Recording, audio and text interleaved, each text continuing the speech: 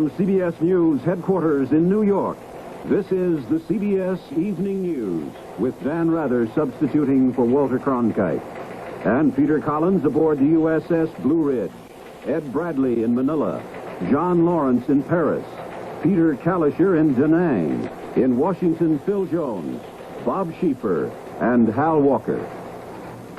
Good evening. South Vietnam now is under communist control. Early today, beginning with a jeep load of rather ragtag Viet Cong soldiers, then truck after truck of heavily armed North Vietnamese regular troops, the communists entered Saigon in force. South Vietnamese President Duong Van, so-called Big Men, just 2 days in office, surrendered his government unconditionally. Communist tanks smashed through the heavy gates of the presidential palace, flew the Viet Cong flag overhead, and took men away in a jeep. His whereabouts are not known. The surrender came just 4 hours after the last Americans were pulled out of Saigon, now renamed by the Viet Cong Ho Chi Minh City. Here is the first film of that historic evacuation. Peter Collins reports. The sky over Saigon was filled with dozens of assorted aircraft, helicopters, transports, even fighter bombers in a nameless whirling merry-go-round over the city. The U.S. Embassy helicopters flew from roof to roof, plucking up stranded Americans and occasionally depositing them on the landing pad atop the embassy. But from the roof of the Caravel Hotel in downtown Saigon, it looked as though every pilot in the South Vietnamese Air Force who could get his hands on an aircraft had decided that now was the time to get away. It was mid-morning when the word came. A full-scale emergency evacuation had been ordered. All Americans were to report immediately to assembly points designated weeks in advance. When buses arrived at the assembly points, they were soon jammed with anxious Americans and some Vietnamese who slipped aboard. Then came a hair-raising ride to the airport, as the steady thump of rockets and the clatter of small arms kept up throughout the day. The landing zone was the parking lot of what used to be the American military headquarters in Vietnam, once known as Pentagon East. But now the huge building was a last-ditch holding area, while overhead, big Air Force and Marine helicopters arrived to land at intervals of about 5 minutes.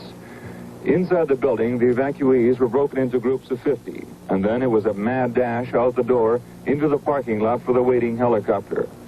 Although it seemed much longer, it took only 2 or 3 minutes to load the helicopters, and then it was farewell to Vietnam.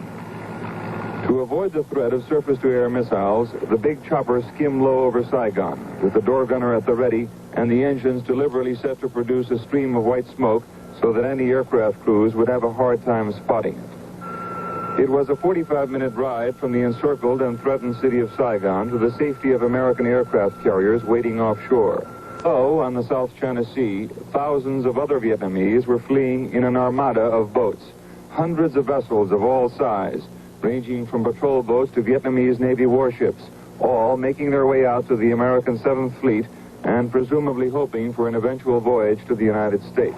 On the Midway, the refugees are led quickly away from the howling blast of the helicopters by Navy crewmen. For them, it is only the first leg in a journey away from Vietnam and the war, but perhaps an uncertain future in America. Peter Collins, CBS News, with the final American withdrawal from Vietnam. South Vietnamese military servicemen and their wives today continued to arrive in Thailand, apparently the last of an estimated 70,000 Vietnamese who fled their country just before the communist takeover. More on the flight from Saigon from Ed Bradley. The crowds of Americans and other foreigners lined up at installations around Saigon waiting for buses was the huge. It told the Vietnamese that this was the end of the line. For most of those who wanted to leave their country, this would be their last chance. Some Americans who pushed towards the bus tried to pull their Vietnamese wives and children along with them.